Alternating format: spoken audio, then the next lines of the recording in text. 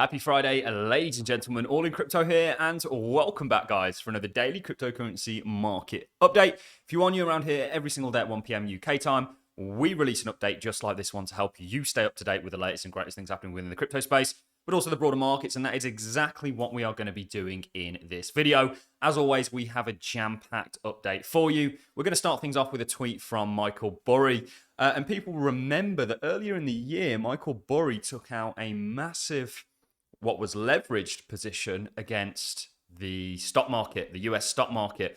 And Michael Burry is often, he's very good at being early and wrong, but often quite right on, how things play out. His timing's always just a little bit, he's always early. Doesn't mean he's wrong necessarily. I don't believe that he has that short position anymore. And we will actually take a look at Michael Burry's portfolio. And then we're going to move on to the Dixie. You know, we have really spoken about this risk on, risk off period. And it all depends on the Dixie, creators around the Dixie and what it does. We need to see that rolling of the Dixie. And we need to see risk do well. And we did say that, okay, it's a great thing that Bitcoin is kind of, and if we bring the stock market up, showing a bit of discorrelation from the stock market. You know, for a portfolio manager, they're going to be looking at this and saying that's absolutely alpha. You know, we don't currently have Bitcoin in our portfolio. We can't have Bitcoin in our portfolio in the US, but we will be able to with an ETF. And it's going to pay us to actually do that because of the discorrelation. However, markets are correlated in the sense that they're all moved by money.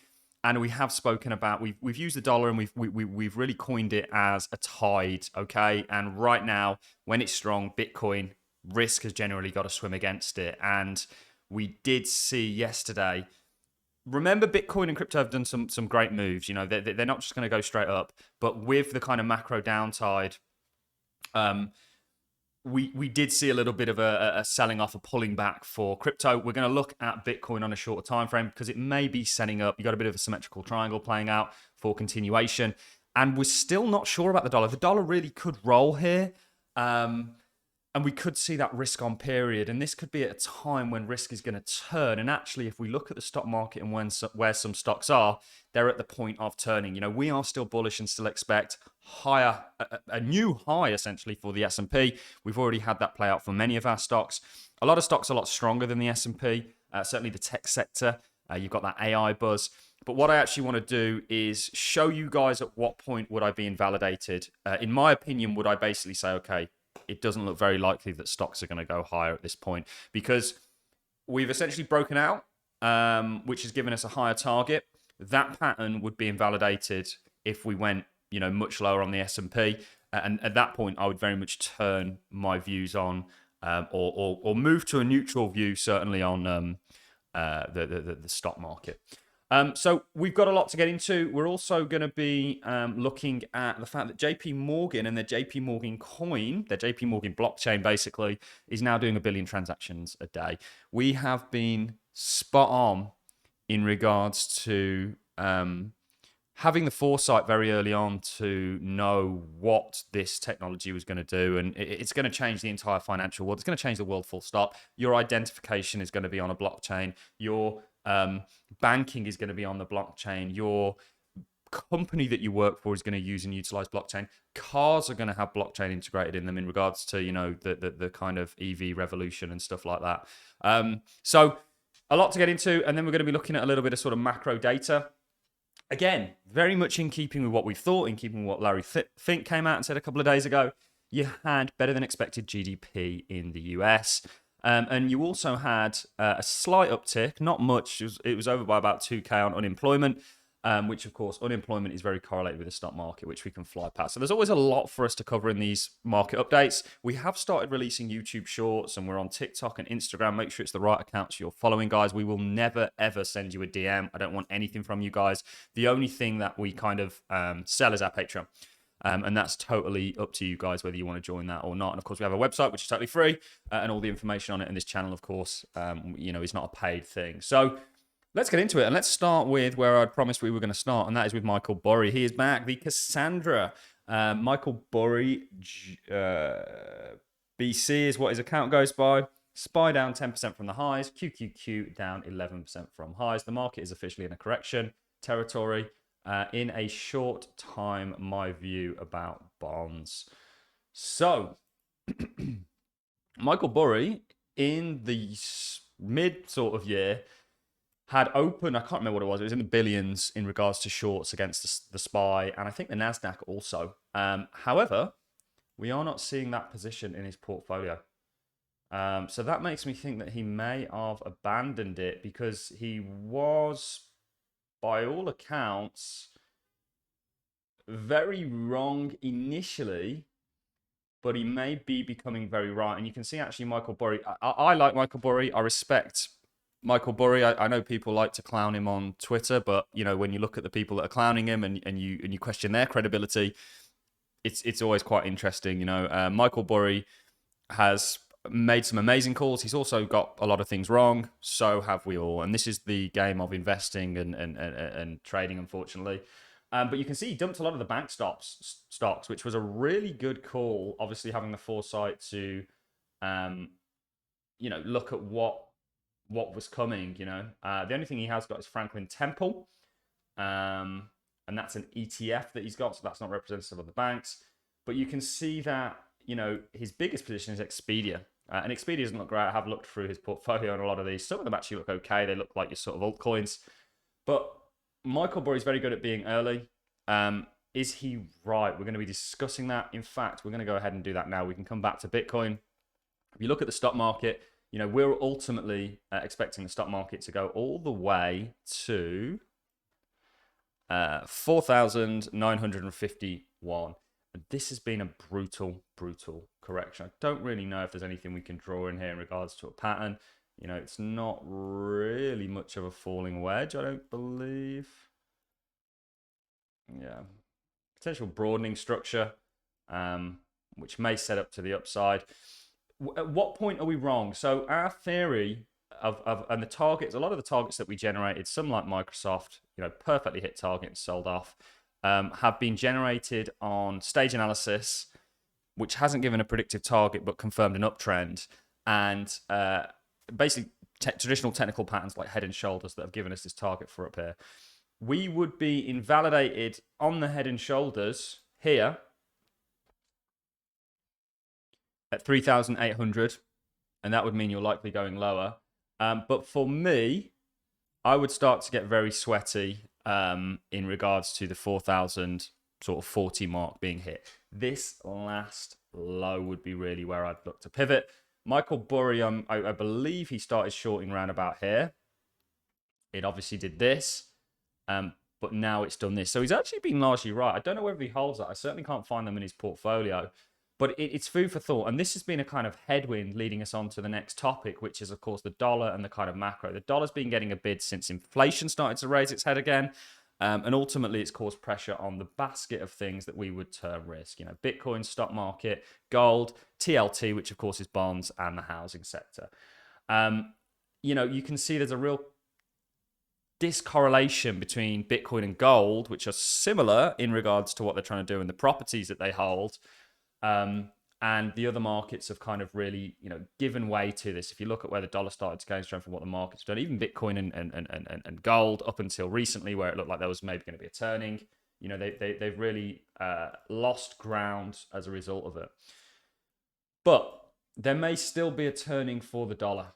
For me, though, I'm not very comfortable in saying, okay, the dollar's going to turn here. I can say it might, but I genuinely am not going to say, because I don't know, what's going to happen here. This could just be a bull flag setup. I need to see this really show me weakness and show that turning before I confirm it. Right now, it's okay, it could possibly turn and we could possibly have a risk on period. If you couple that with stocks and where they're at the same time, in stage analysis, this was the point of break that sort of confirmed the target.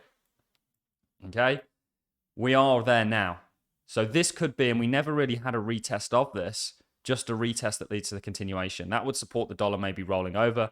If you look at the likes of the NASDAQ and where it's at, it could be, sorry, this is Tesla. Is this just a second retest like we've seen with Bitcoin and then we see that continuation? potentially you have put in a new low here. So it's kind of a break in market structure. I wouldn't be surprised to see where you have a target for this. I can probably guess that that's ran. Not quite.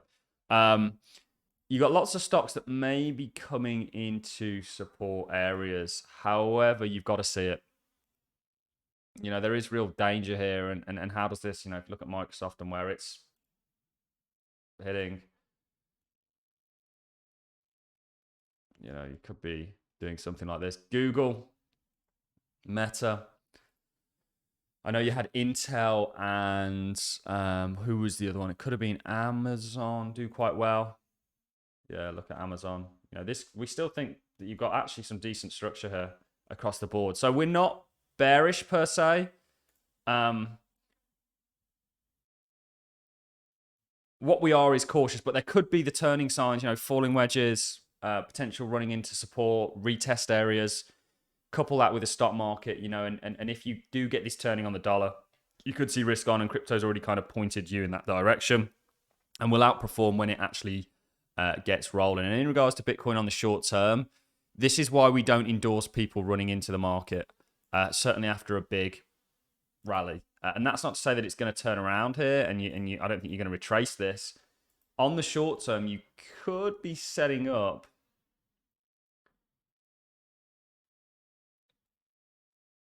you know, a bit of a kind of ascending structure. Not the biggest fan of ascending structures, but some sort of a continuation to higher ground, and that, of course, is going to really largely have to be. I think if you have another day like you had yesterday for the stock market, you're not going to get that. This will invalidate, and you'll you know, you'll basically roll over here. So just some food for thought. Gold looks similar.